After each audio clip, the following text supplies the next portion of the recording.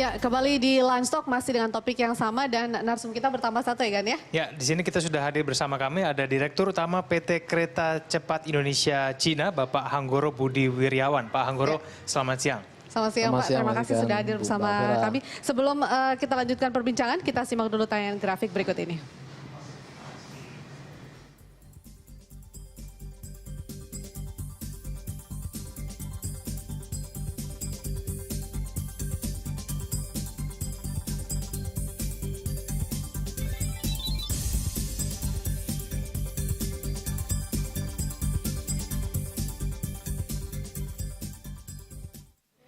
Ya, itu tadi tayangan grafik sejauh mana sebenarnya pembangunan kereta api cepat nanti dan ternyata akan melalui 4 stasiun begitu. Tapi sebelum itu sebenarnya Pak Hanggoro, jaminan apa sih yang diharapkan sebenarnya dari PT KCIC terhadap pemerintah ini Pak?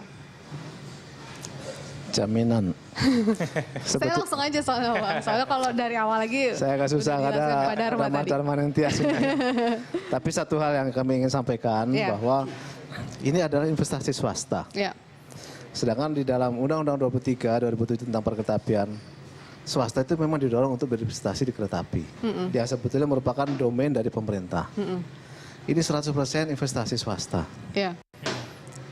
Secara normatif kami tidak meminta jaminan fiskal dari pemerintah. Secara normatif. Jadi tidak ada kita minta jaminan uang, jaminan APBN.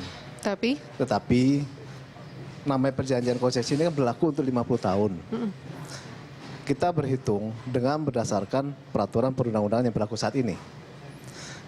Kita tidak bisa meramal ke depan itu akan ada peraturan apa.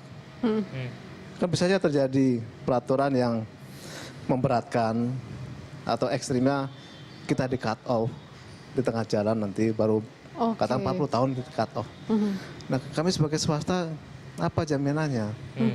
Itu tidak ada semacam, ya memang tidak ada sih ya perjanjian antara pemerintah juga dan pihak swasta dalam hal ini PT KCIC terkait proyek ini begitu Pak. Artinya akan berlangsung selama 50 tahun dan peraturan apapun yang baru tidak akan bisa meng-cut itu begitu Pak. Justru kami ingin adanya kepastian hukum. Kami ingin jaminan kepastian hukum di sini. Kalau terjadi perubahan peraturan, perubahan kebijakan moneter misalkan, atau katakan kereta api cepat yang akan datang, nggak perlu lagi, cut off saja. Nah itu yang kita mohonkan. Kalau tanpa jaminan itu, swasta manapun tidak akan bisa mendapatkan pinjaman. Kita nggak punya uang, kita ngutang. Nah lender pasti mensyaratkan itu. Kepastian hukum itu gimana? Artinya bukan kemudian jaminan bahwa misalnya tiba-tiba dalam perjalanan mandek dan kemudian membutuhkan dana tambahan, itu kemudian harus di-take over. Enggak. Kalau itu artinya kesalahan kami. Itu kesalahan kami, kita tidak meminta jaminan apapun dari pemerintah. Itu resiko di kami. Tapi resiko yang di luar kewenangan kami, boleh dong kita minta ada kepastian hukum. Oke, baik. Pak Hanggoro, nanti kita kembali lagi ke Pak Hanggoro, tapi sebenarnya sekarang kita menerima penelpon lagi ya. Sekarang dari Bandung ada Bapak Aryata. Pak Aryata, selamat siang. Selamat siang. Ya, Bapak mungkin sebagai warga Bandung yang mungkin akan memiliki transportasi baru nih, mungkin punya tanggapan seperti apa Pak? Silakan. Terima kasih sebelumnya. Pertama saya sebagai warga Bandung ya kayaknya pesimis ya. Kalaupun itu nanti terlaksana sampai jadi Bandung-Jakarta. Kenapa saya pesimis? Karena berapa sih orang yang bisnis Bandung-Jakarta setiap hari gitu ya.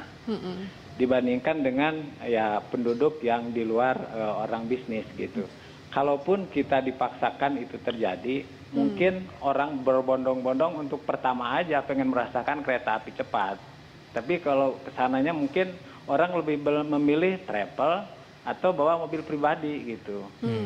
Ya karena dinilai dari sisi efisiensi biaya kan 300.000 misalnya. Itu kan kalau naik travel bisa berempat dong.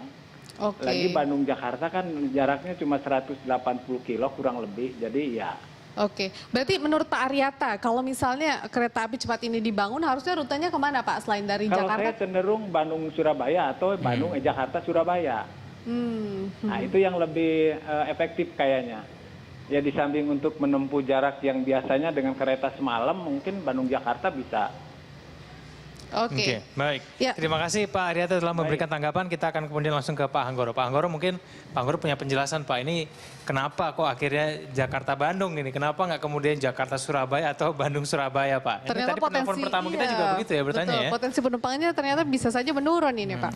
Sebetulnya kami ini berangkat dari program yang ada di rencana Induk Perkeretaapian Nasional tahun 2009. Di mana dalam Ripnas tersebut ada program pembangunan kereta cepat Jakarta-Surabaya. Kami melakukan studi.